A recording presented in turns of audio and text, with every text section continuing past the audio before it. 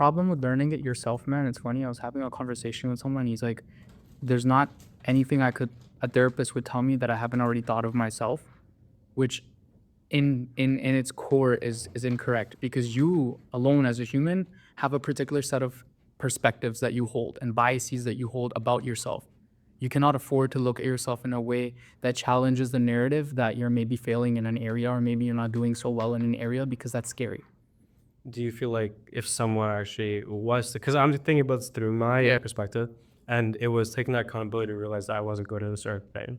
So then going back to what you said about that bias, do you think that bias wasn't there? And do you feel that sometimes someone might be harder on themselves than they are in general because it's about themselves and they want to improve that much more?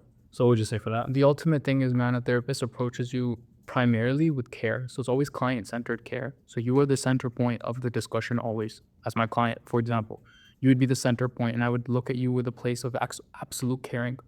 So the negative biases, it's not negative in nature. Ultimately, it's for your growth. So one of the first things that we talk about in when like a primary session or whatever is what are your goals and what are you hoping to achieve with therapy? And then we tailor that approach to if you're someone who says, be absolutely hard on me, yada yada yada. Okay, that's gonna be a perspective we hold, but it's not necessarily what you might need because you're somebody who's already too hard on yourself. So it's like you don't see like it's like you're going in a direction and your compass says you're going north, but the person who actually is like behind you and they're watching your car move, they know you're not going north, but because you think you're going north, you think you're right. But the person who's outside watching your car on Google Maps, seeing you go south, is like calling you like, hey, you're going south.